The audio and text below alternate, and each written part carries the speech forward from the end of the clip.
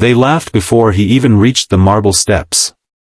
The chandelier light spilling from the Billionaire's ballroom reflected off polished floors and golden pillars, and in that glow, the single dad in a faded gray t-shirt and worn jeans looked painfully out of place.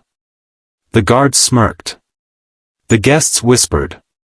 And the Billionaire's head of security, sharp suit, dark glasses, finger already raised in dismissal, took one look at the ink crawling down the man's muscular forearm and decided he knew the whole story. They thought they were looking at the wrong man. But they had no idea who he really was. Before we begin, if you believe in kindness, second chances, and never judging someone by their appearance, take a moment to like this video, share it with someone who needs to hear it, and subscribe to the channel. Your support keeps these stories alive. Daniel Hayes hadn't worn a suit in 3 years. He used to. Back when his wife was still alive. Back when his life had walls that didn't feel like they were collapsing inward. Tonight, he stood at the entrance of the most exclusive charity gala in the city, clutching a folded envelope in his rough hands, trying to ignore the way the valet had hesitated before taking his old pickup truck keys. He wasn't here for the caviar or crystal chandeliers. He wasn't here for the Billionaire host, Victor Laurent, whose name shimmered across business magazines.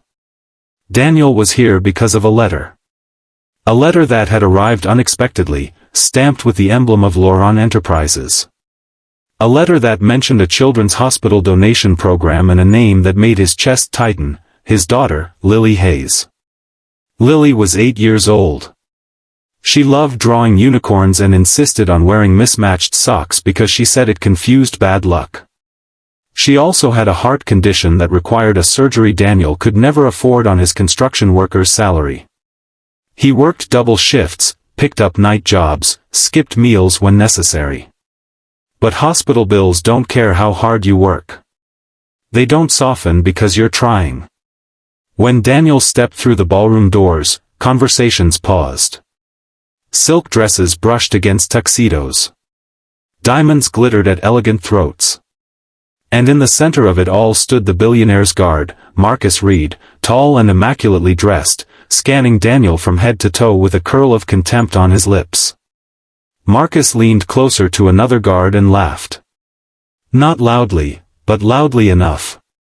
Daniel felt it. That old familiar burn of being underestimated. Judged. Reduced to a stereotype because of the ink on his skin and the calluses on his hands. He had gotten used to it after his wife died. People assumed things. That he was reckless. That he was dangerous. That he wasn't the kind of father who read bedtime stories every night even when exhaustion made his vision blur. Marcus stepped forward, finger pointing toward the exit as if Daniel were a stain on the marble floor. Daniel didn't argue. He didn't shout. He simply rolled up his sleeve. The tribal tattoo on his forearm twisted upward toward his shoulder, intricate and bold. The room's tension thickened, and a few guests exchanged uneasy glances. They saw ink. They saw muscle. They saw someone who didn't belong. But Daniel wasn't showing them the tattoo. He was revealing the scar. It cut across his upper arm in a jagged line, pale against tanned skin. A surgical scar. One that mirrored another smaller scar hidden beneath Lily's pajamas back home. 3 years ago, when Lily was first diagnosed, Daniel hadn't hesitated. He had volunteered for a high-risk experimental procedure that required a compatible donor to undergo invasive testing and tissue extraction. The surgery had nearly killed him. Infection had set in. He had spent weeks in a hospital bed while Lily clutched his hand and whispered that she needed him to wake up. He survived. Barely. The procedure bought Lily time, but not enough. Daniel cleared his throat and held out the envelope.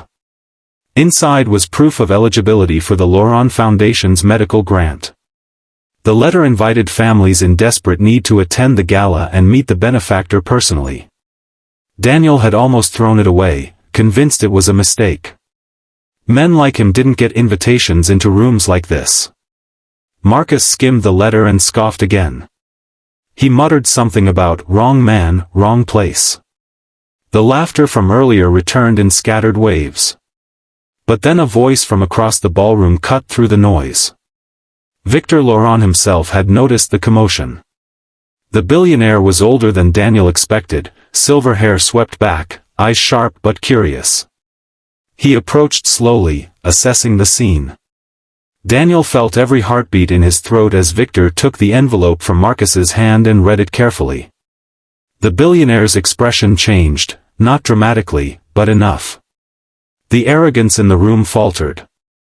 Victor asked Daniel a quiet question about Lily's condition. Daniel answered without self-pity, describing hospital corridors, the beeping machines, the way Lily pretended to be brave so he wouldn't worry. He spoke about working construction during the day and delivering groceries at night. He spoke about selling his wedding ring to cover medication. The ballroom grew silent. Marcus no longer laughed. Victor looked at the scar on Daniel's arm and then at the exhaustion in his eyes. And something shifted. The billionaire announced that the Laurent Foundation would not only cover Lily's surgery but establish a permanent fund in her name to help other children with similar conditions. Gasps rippled through the guests. Cameras turned. Applause began hesitantly, then swelled. Marcus lowered his head. But the moment wasn't about humiliation. It wasn't about revenge. Daniel felt his knees weaken, not from anger, but from relief. For the first time in years, hope didn't feel like a fragile thing that might shatter if he held it too tightly. Victor extended his hand. Daniel hesitated only a second before shaking it. The room that once judged him now watched with respect. And in that glittering ballroom, under the chandelier that had illuminated laughter at his expense just minutes earlier, Daniel Hayes stood taller than any billionaire. Not because of money, but because of love. A week later, Lily was admitted to the best cardiac unit in the state. Daniel sat beside her hospital bed, holding her small hand. She asked if the fancy rich man was nice. Daniel smiled and told her that sometimes people surprise you. He didn't tell her about the laughter. He didn't tell her about the sting of being called the wrong man. Because he knew something they didn't. There is no such thing as the wrong man when he's fighting for his child. The surgery lasted 6 hours. Daniel waited alone in a sterile hallway, staring at the scar on his arm. It no longer felt like a mark of struggle. It felt like proof. Proof that strength doesn't always wear a suit. Proof that dignity isn't measured by bank accounts. When the surgeon finally stepped out with a small, tired smile and said the words Daniel had been praying for, he broke down, not loudly, not dramatically, but with quiet tears that carried years of fear away. Lily would be okay. Months later, Daniel returned to work. Same boots. Same truck. Same tattoos. But something inside him had changed. The world hadn't suddenly become kinder, but he no longer doubted his place in it. Marcus sent a letter of apology. Daniel forgave him without ceremony. Some lessons are worth more when they're learned the hard way. If this story touched your heart even a little, please take a moment to like, share, and comment. Let us know where you're watching from and who in your life has shown you what real strength looks like. And before this story ends, comment the word respect if you believe no one should be judged by their appearance.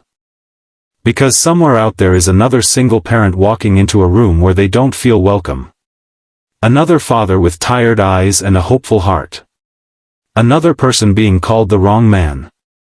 And maybe, just maybe, your support will remind them that love makes them the right one all along.